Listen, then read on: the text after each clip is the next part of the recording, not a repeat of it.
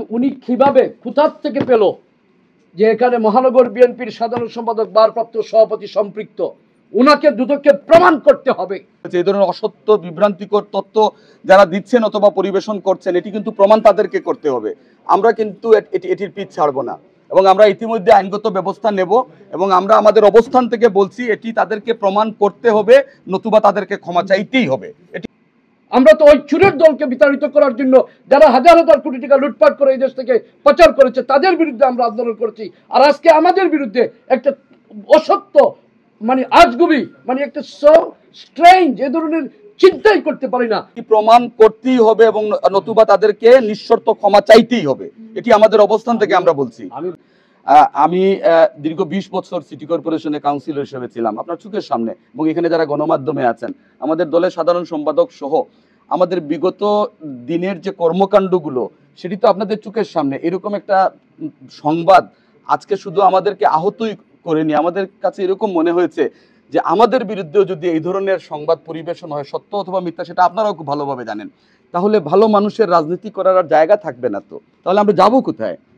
আমাদের যাবার জায়গাটুকু বলেন যে আমরা কোন জায়গাতে গিয়ে দাঁড়াবো আজকে যদি আমাদের বিরুদ্ধে এই ধরনের সংবাদ প্রকাশ। আমাদের বক্তব্য হচ্ছে সত্য সংবাদটি পরিবেশন হোক, আপনাদের মাধ্যমে হোক। এই সংবাদটিও যদি মিথ্যা হয় আপনাদের মাধ্যমে সেটি প্রকাশিত হোক, সত্যটা সামনে আসুক। অফকোর্স আমরা ইতিমধ্যে বলেছি যে এই সংবাদটি যারা পরিবেশন করেছেন অথবা এই তথ্যগুলো যারা দিয়েছেন এটি তাদেরকে প্রমাণ করতেই হবে। এটি আমরা জোর দিয়ে বলছি এবং আপনাদের মাধ্যমে বলছি, এটি প্রমাণ করতেই হবে এবং নতুবা তাদেরকে নিঃশর্ত ক্ষমা চাইতেই হবে, এটি আমাদের অবস্থান থেকে আমরা বলছি।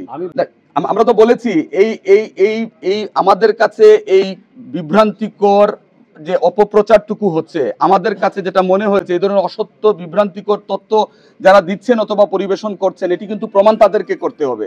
আমরা কিন্তু এটির পিছ ছাড়বো না এবং আমরা ইতিমধ্যে আইনগত ব্যবস্থা নেব এবং আমরা আমাদের অবস্থান থেকে বলছি এটি তাদেরকে প্রমাণ করতে হবে, নতুবা তাদেরকে ক্ষমা চাইতেই হবে, এটি হচ্ছে আমাদের অবস্থান। সুতরাং আপনি বুঝেন যে কতটুকু স্বচ্ছতা এবং সততা থাকলে আমরা এই ধরনের চ্যালেঞ্জ ছুড়ে দিতে পারি। আমরা চ্যালেঞ্জ ছুড়ছি আপনাদেরকে সাক্ষী রেখে যে এই যে তথ্যটুকু সামনে আসছে, দুদক অথবা যে প্রতিষ্ঠানই হোক, আমরা যেহেতু এখনো কোনো নোটিশ পাইনি, এই ধরনের কোনো বিষয় যদি হয়েই থাকে তাহলে তাদেরকে কিন্তু এটি প্রমাণ করতে হবে, এটি প্রমাণ করা তাদের দায়িত্বের মধ্যে পড়ে, এটি আমরা বলছি। ধন্যবাদ। আচ্ছা, আমি একটা কথা বলি, আমরা তো যখনই জানতে পেরেছি এবং এইটা আসছে, আপনার পত্রিকা তো হচ্ছে জনগণের মুখপাত্র, বস্তুনিষ্ঠ সংবাদ পরিবেশন করবে, এটাই তো আমরা চাই। এখন আমাদেরকে মর্মাহত করেছে দুদক, সাদা পাথরে আসছে আমরা দেখেছি, কিন্তু দুদক কার উপরে ভিত্তি করে কোথা থেকে পেল যে আমাদের নাম এখানে? আমরা অবশ্যই এটা ছাড় দিব না।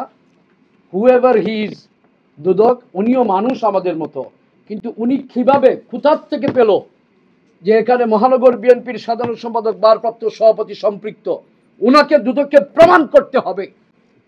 আমরা নো, আই ডোন্ট কেয়ার, এটা আমার গণতান্ত্রিক অধিকার। আমাকে আপনি জেনেভাবে নিয়ে আপনি অপমান করবেন, এটা কি হতে পারে? এটা তো কখনো হতে পারে না, কখনো কাম্য হতে পারে না।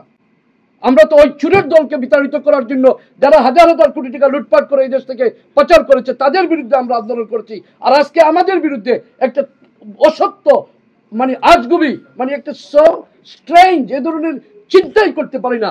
আমরা মানুষের পক্ষে দাঁড়িয়েছিলাম মানববন্ধনে।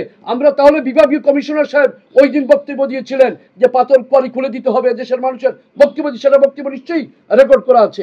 আমাদের বক্তব্য আমরা কি বলেছি রেকর্ড করা আছে। এখন এই বক্তব্যের কারণে যদি দুদক আমাদেরকে তাদের প্রতিবেদন নিয়ে, তাহলে চোর ডাকাতরা কোথায় যাবে?